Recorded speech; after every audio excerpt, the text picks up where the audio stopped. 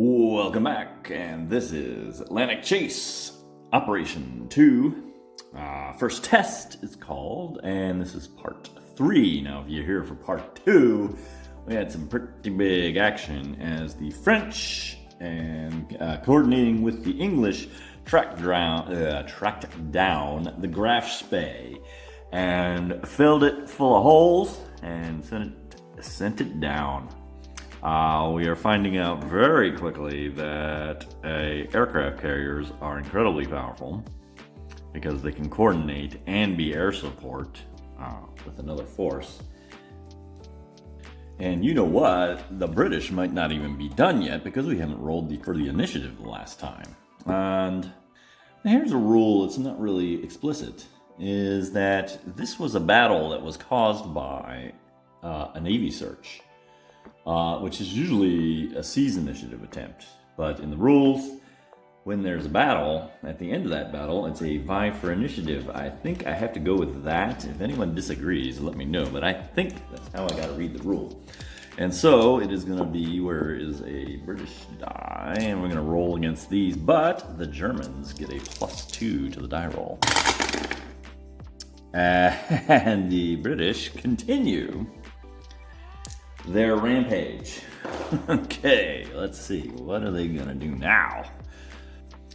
All right, what I'm gonna do is I'm gonna extend into here, and the British are gonna do a naval search here. Now, I tell you what, here they come. We'll add our little aircraft carrier that's been so useful to them, like so. And such that, because this is such a labyrinthine mess, we'll go ahead and mark everything so you can see it. Okay, so we're searching for this. Searching in that hex there. We used a little brown point to point at the segment. The active searching force is these guys: the Warspite. No, sorry. The Rodney, the Nelson, and the Dorchester. Baron of Worcestershire. Sure. And the coordinating task force is our convoy. Meanwhile, we're going to launch from here and coordinate air support. How about that? And I just dove into the rule books to make sure there wasn't any funky convoy rule I wasn't aware of, but yes, convoys can in fact be the coordinating task force. And so this is entirely legal as far as I know. So this is going to be on the worst column. This is going to be on the 16 column of a Navy search. However, we're going to have +2 because of the coordinating task force and +3 because of the air support. So we are back up to our lovely +5 to this Navy search. And here we are. Red British dice, and we roll. 6 + 5 would be 11, which is not going to do the shadowing result I was hoping for. So that search does remove this segment, but nothing else. And unfortunately, for the British, the Germans will earn this evasive maneuvers marker, which they will happily use. Oh, I could have used Forbes. Forbes could have turned something into a 6 there and made it the shattering result. But, you know, okay, we'll just live with that. And, of course, the other benefit of all this, let's get rid of our stuff here, is every one of these, all 3 of these task forces get to do time-lapsing. So 1, 2...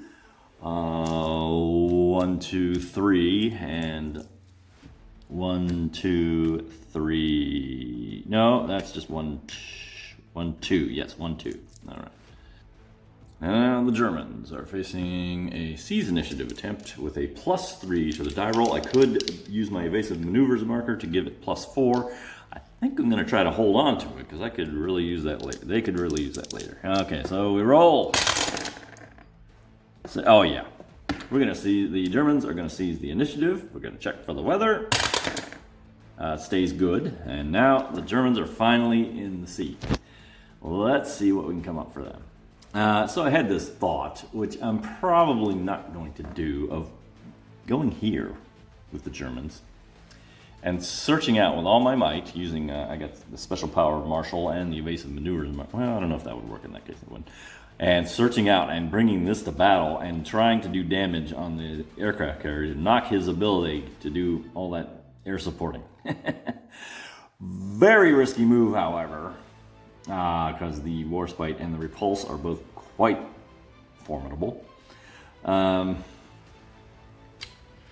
Yeah, I think we're just gonna... let me think about this.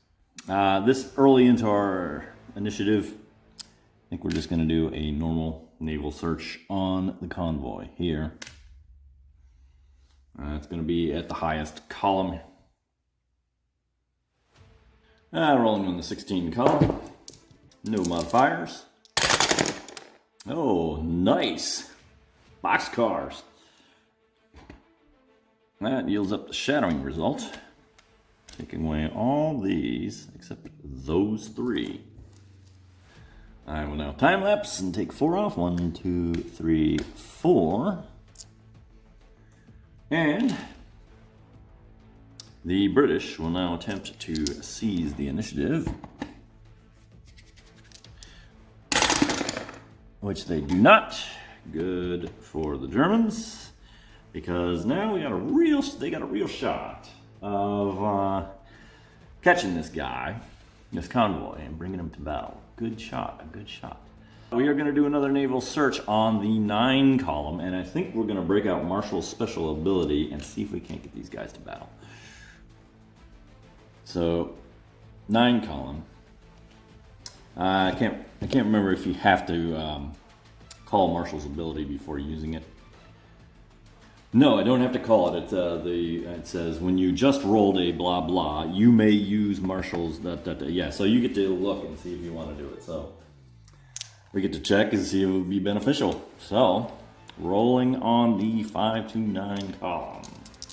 No coordination. Oh, there was some. Never mind. Here we go. Yeah. Let's go ahead. Yes, we're gonna use Marshall. We're gonna do that, and on the 5 to 9. Whoa, wait a minute, maybe 7. 7. See, that would have been a shadowing. That would burn up. No, it's an 8. That'd be contact. Shadowing, that would give us trouble though. So yeah, we're gonna go for the full 12. Unfortunately, I miscalculated. I thought the end of it was a battle, but it's not. I misread that. It's contact and a station, which is fine. This is fine. That's good. All right. We know where the Germans know where this convoy is. They got them narrowed down here. They got fleeting contact on them. They have very short trajectory to them. So we might, Gneisenau and Scharnhorst might be able to pull something off here before the British vengeance comes, but a lot rides on this seize initiative roll with a +1, looking for a 9. No, they do not do it. The Germans will get another shot at this, and I think they've come so far, they got to do it. This will be a roll on the 1 to 4 column on the engage table with a +4 to the die roll because there is a contact marker on the convoy. And it's very slow, that's where the +4 comes from. So, Germans, big roll here. 11 +4 puts well in there. Not only are we going to have a battle, we're going to have a surprise battle. So the Germans have a lovely, lovely situation. The convoys are unescorted. This is 1939, so they wouldn't necessarily be, I think, I'm not sure. I haven't fully loaded on the history there, but they are also, because it's surprise, they're set up in the near zone, and the Germans get to decide whether they're running or closing, and we picked closing, of course, so they're going to have trouble breaking away.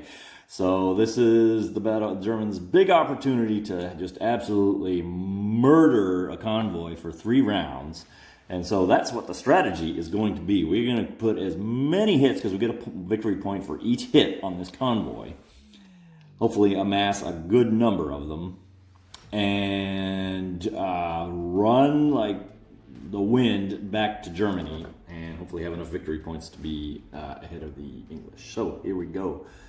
First thing is the snafu check. 2 dice.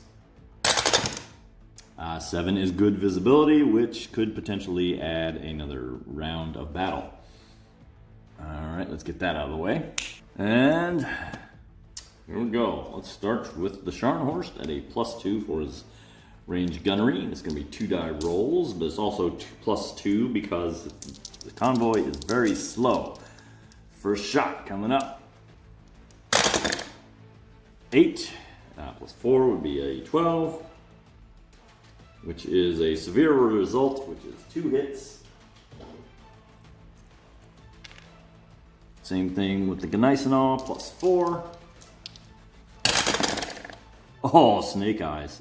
Nice miss, newbie. Okay. Convoy cannot fire back on long range. There's no such thing as torpedo in this one. Maneuver, and the question is, and I think it would, is the convoy is going to go ahead and disperse. That will limit that'll stop all the 2 hits at once thing. It can only, the limit is 1. And, you know, well, except for that stupid shot we had there before, Snake Eye shot, we anticipate a lot more hits. Okay, so the maneuver phase, he's pointing, he was closing, he's going this direction, so he cannot, well, unless he wants to go there, which I don't think he wants to do, he's just going to sit. But meanwhile, these guys are going to come up. Well, wait a minute, let's think about this. Because the British will win points if they can damage one of my ships. If they can get into range. I mean, if they're in range of the short guns. But he gets a -2 on those shots. Oh, wait a minute. No, wait a minute. He's dispersed. He does not get to fire back at all. So, guess what? Alright, in you go. So, obviously, we're at the breakaway step. We're not going to break away. And he can't break away this round because he's facing the wrong direction. So, we're going to move on to round 2. And, of course, he will split this way. And the question is, do I want to bother with... I'm going to let the Gneisenau go into acquiring mode. But I'm going to leave the Scharnhorst in closing. So we can do a little pursuit and keep the convoy in our guns. At nice ranges. Okay, so there we have it. Now we are ready to start lighting into them again. Okay, the Scharnhorst will fire with its +4. That's going to be a hit, and that's the only thing that's going to happen is we're just going to make hits on these. There we go. All right, Gneisenau, time to redeem yourself. Oh, wait a minute, that's, what is that? Is that short? I believe this is short. Near. Yes, it's short range, so we're using the +3. So we're at +5 now, yes. Oh, you... Okay, guys, what's going on in that boat there? The 5 makes that an 8. So actually... since you're acquiring, and that's the only reason the ship turned, yeah, you're actually going to hit. Woo, boy, you're really pushing my buttons today, Gneisenau. We're at the maneuver phase. The slowest ships get to move first. He will go here. However, the Scharnhorst is going to give up its maneuver to pull him back into the near zone. This is the pursuit move. He's an acquiring, he can't do anything about it. Okay, that's the maneuver. And that leaves breakaway, which the convoy can do, but yeah, because of the speed and all that jazz, the modifier is -3, so, and he needs a 9 to break away, so essentially only boxcars can save him.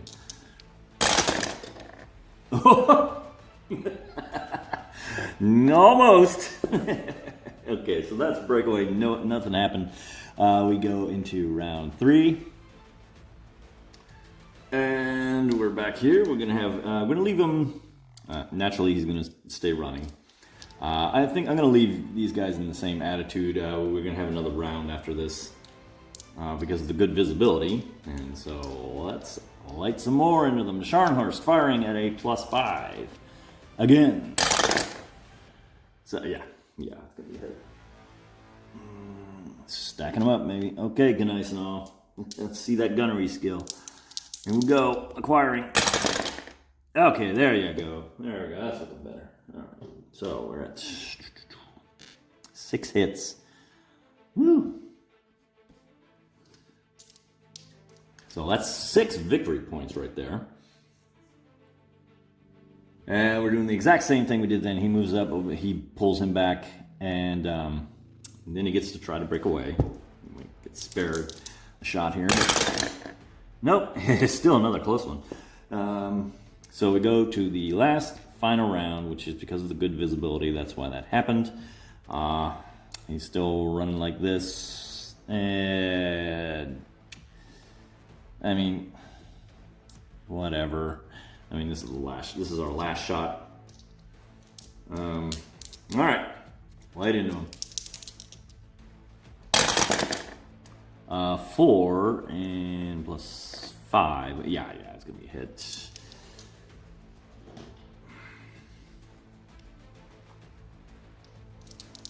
And get nice and all. And another hit. Okay, so a whopping total of 6 hits,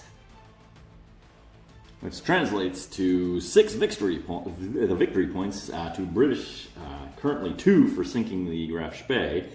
So let's go back to the board, and right there, just administered quite the shellacking on the convoy. The question is, can the Scharnhorst and Gneisenau get away? And this is where there's a vie for the initiative. But the British get +2, so it's not looking good. Getting away might be a trick, but let's see the die roll. Yeah, it's gonna be British. The British are gonna take over, and we're gonna go ahead and stop there. What kind of weather will they be looking at? They will be looking at good weather, and when we return, we will see if the British will be able to extract revenge. But until then, thanks for watching.